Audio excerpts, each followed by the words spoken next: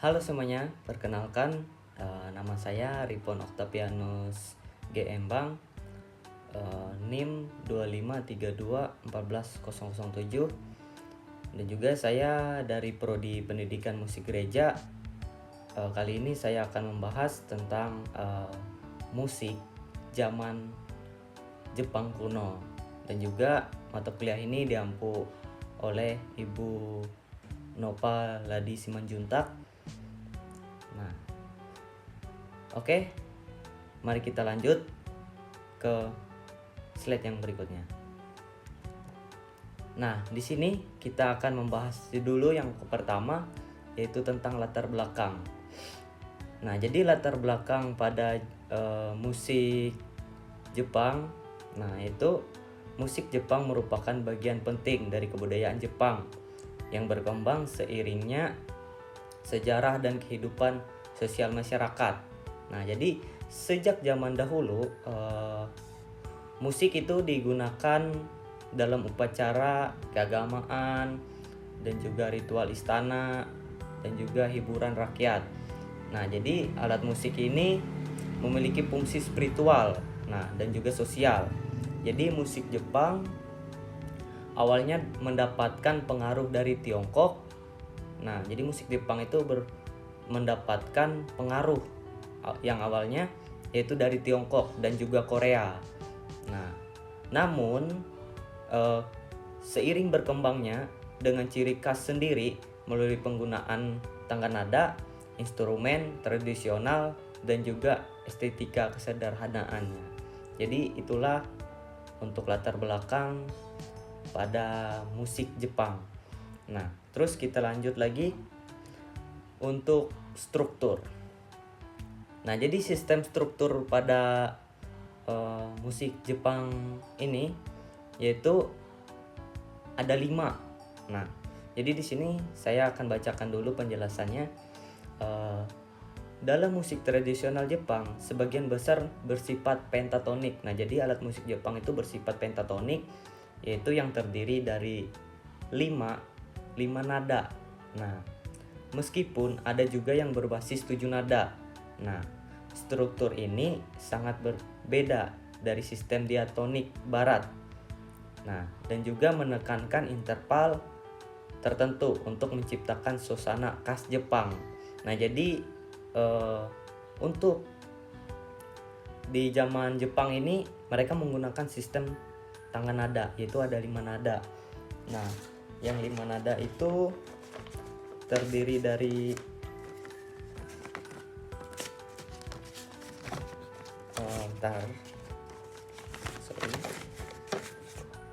itu yang pertama itu nada D, E, G, A, dan B. Nah, jadi inilah sistem tangga nada pada zaman musik tradisional Jepang. Nah, itu yang pertama itu D, E, G, A, B. Nah, itulah 5 struktur tangga nada pada musik Jepang. Nah, terus kita lanjut lagi. Nah, kita masuk lagi ke yang berikutnya, yaitu karakteristik. Nah, di sini ada beberapa yang saya ambil poinnya dari untuk karakteristik ini. Yang pertama, mengutamakan kesederhanaan dan juga keheningan. Nah, itu yang pertama. Terus penjelasannya seperti ini. Musik Jepang menekankan ruang hening di antara bunyi sebagai bagian penting dari ekspresi musikal. Nah, terus yang berikutnya, yang kedua, menggunakan tangga nada khas. Banyak musik tradisional Jepang memakai tangga nada pentatonik yang memberi kesan tenang dan meditatif. Nah, yaitu yang saya sebut tadi. Nah, inilah sistem tangga nada yang digunakan. Nah, sistem tangga nada pentatoniknya. Nah, terus kita lanjut. Yang ketiga itu bersifat ekspresif dan emosional. Nah, jadi musik digunakan untuk menyampaikan perasaan mendalam, nah seperti kesedihan, ketenangan, dan juga penghormatan terhadap alam. Nah, jadi musik ini juga berfungsi untuk memberikan kayak waktu bersedih, nah mengiringi untuk bersedih dan juga untuk menenangkan pikiran dan juga penghormatan terhadap alam. Nah, terus yang berikutnya didominasi instrumen tradisionalnya. Jadi sering kita tahu alat musik Jepang ini dia suaranya sangat lembut, sehingga memberikan kesan kita untuk lebih tenang ketika kita mendengarkan. Nah, jadi instrumen seperti koto, samisen, nah memiliki peran utama dalam musik tradisional Jepang. Nah, itu ada 4 alat musik yang memberikan peran utama musikal pada zaman Jepang. Nah, terus yang selanjutnya fungsi ritual dan juga budaya yang kuat. Musik Jepang ini sering digunakan dalam upacara keagamaan. Nah, bukan hanya seperti yang saya sebutkan tadi, bukan hanya untuk menenangkan dan juga penghormatan terhadap alam, tetapi musik Jepang ini juga berfungsi untuk ritual atau budaya. Nah, jadi melambangkan budaya yang kuat. Jadi musik Jepang ini sering digunakan dalam upacara keagamaan. Nah, dan juga pertunjukan teater tradisional dan juga kegiatan adat. Nah, jadi seperti itu. Nah, kita lanjut lagi ke berikutnya. Perpaduan tradisi dan modernitas. Nah, musik Jepang ini modern, menggabungkan unsur tradisional dengan gaya barat. Nah, jadi mereka menggabungkan musik tradisional unsurnya dengan gaya budaya barat. Nah, terutama dalam J-pop dan juga musik kontemporer. Nah, jadi seperti itu. Oke, kita lanjut lagi ke slide yang berikutnya. Kita masuk ke dalam peran dan fungsi atau fungsi dan perannya.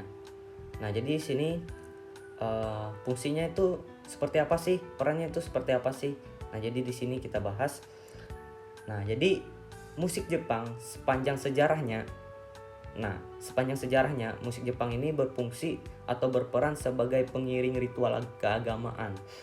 Nah, seperti yang saya bilang tadi, musik Jepang ini berfungsi untuk mengiringi ritual keagamaan. Nah, Shinto atau Buddha. Nah, dan juga pendukung pementasan teater. Nah,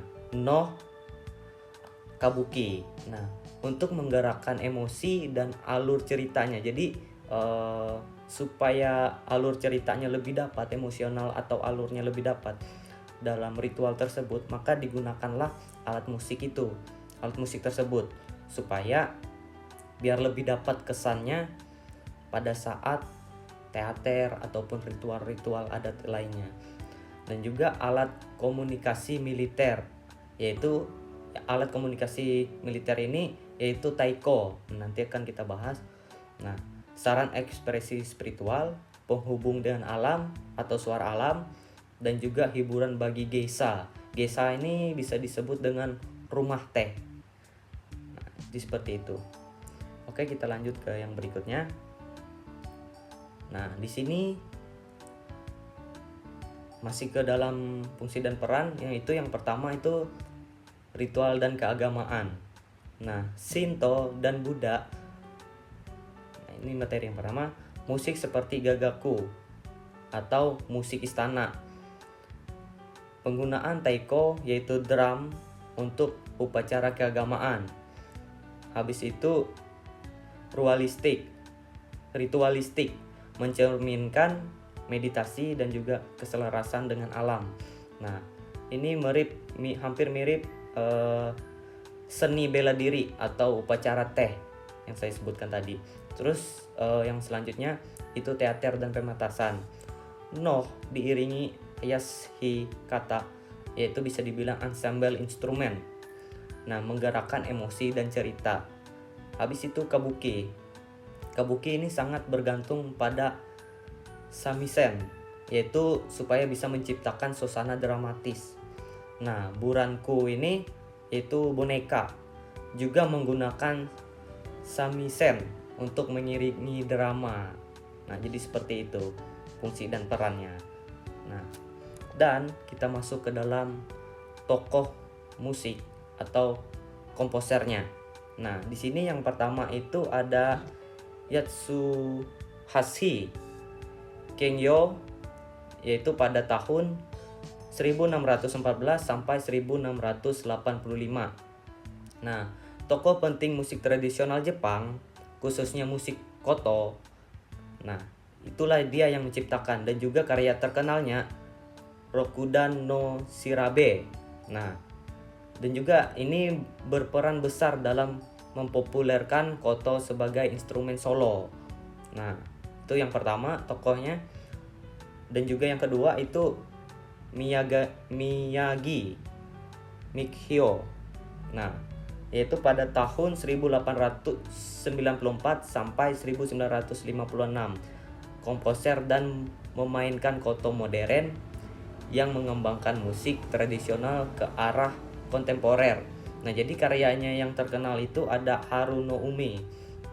Nah, menggabungkan unsur tradisional Jepang dengan pengaruh musik barat. Nah, jadi seperti itu untuk tokoh dan juga komposernya.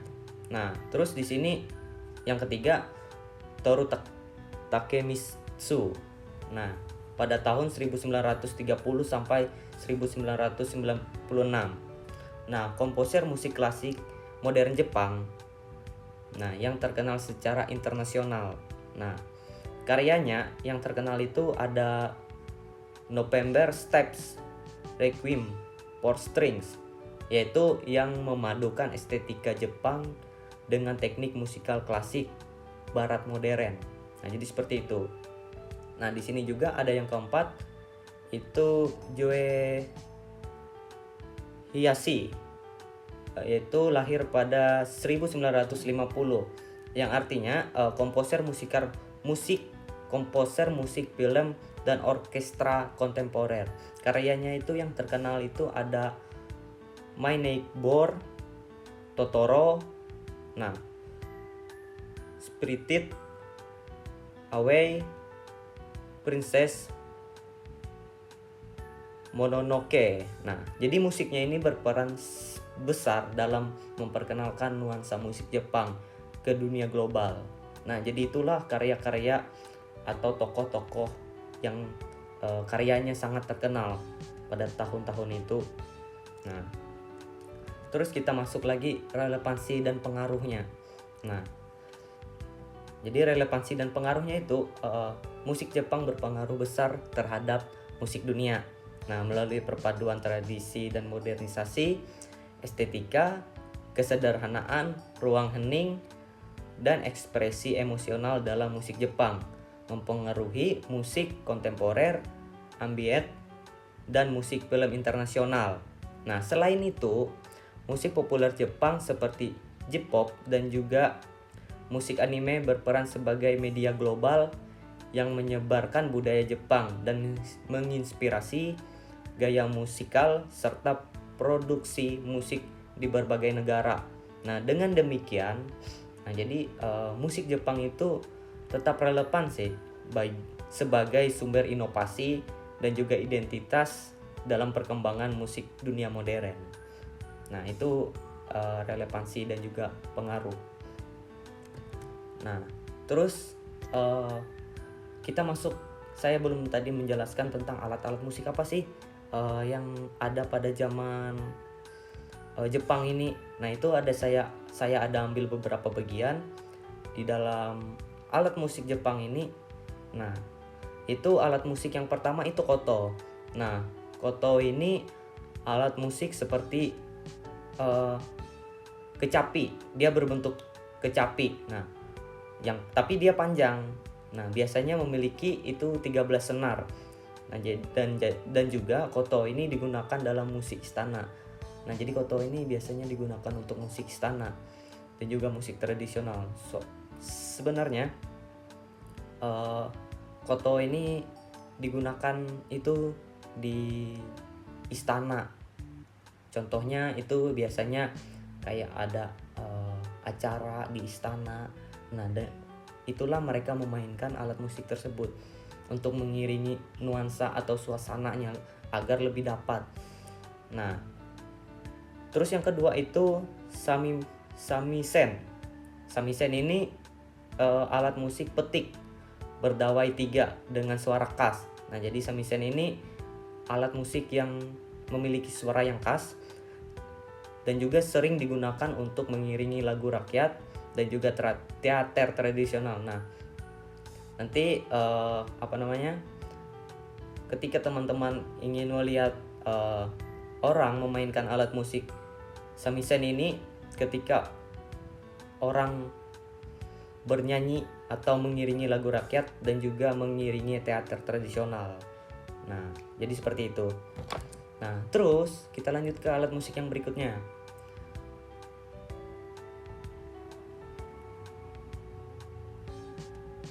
Nah, yang berikutnya ini shakuhachi. Nah, shakuhachi ini alat musik tiup dari bambu. Nah, jadi shakuhachi ini alat musik tiup. Nah, itu dibuatnya dari bambu ya. Yaitu memiliki suara yang sangat lembut dan juga meditatif. Nah, sering digunakan dalam musik zen budaya. Nah, jadi seperti itu. Habis itu taiko. Nah, taiko ini yang saya sebutkan tadi, alat musik pukul gendang. Nah, dengan berbagai ukuran. Nah, jadi taiko ini memiliki berbagai macam ukuran. Nah, itu taiko ini biasanya digunakan untuk upacara adat, festival, dan juga pertunjukan. Nah, terus kita masuk lagi ke alat musik yang selanjutnya, itu biwa. Biwa ini alat musik petik seperti lute. Umumnya digunakan untuk mengiringi cerita atau nyanyian sejarah. Nah, terus pu, seruling tradisional Jepang yang digunakan dalam musik ritual dan teater. Nah, jadi pu ini juga digunakan untuk mengiringi atau digunakan untuk mengiringi ritual atau teater. Nah, pada Jepang kuno itu. Oke. Nah, jadi di sini kita masuk ke kesimpulan. Nah, jadi kesimpulannya itu biar saya bacakan. Alat musik Jepang merupakan bagian penting dari identitas budaya Jepang yang berkembang seiring sejarah dan kehidupan sosial masyarakatnya. Nah, instrumen seperti koto, samisen, shakuhachi, taiko, dan juga biwa tidak hanya berfungsi untuk sarana hiburan, tetapi juga memiliki peran ritual, spiritual, dan edukatif. Ciri khas alat musik Jepang terletak pada kesederhanaan bunyi. Nah, penggunaan ruang hening serta kemampuan mengekspresi emosi dan filosofi hidup masyarakat Jepang. Hingga kini, alat musik Jepang tetap relevan karena mampu beradaptasi dengan perpaduan dengan musik modern sekaligus mempertahankan nilai tradisional sebagai warisan budaya yang berpengaruh dalam perkembangan musik dunia. Nah, dan ini sumber yang saya dapatkan mengenai materi-materi saya. Nah, sekian dari saya. Saya mengucapkan terima kasih dan juga mohon maaf bila ada salah kata atau salah kalimat dan juga penjelasan yang kurang lengkap. Saya mohon maaf. Sekian dari saya. Terima kasih.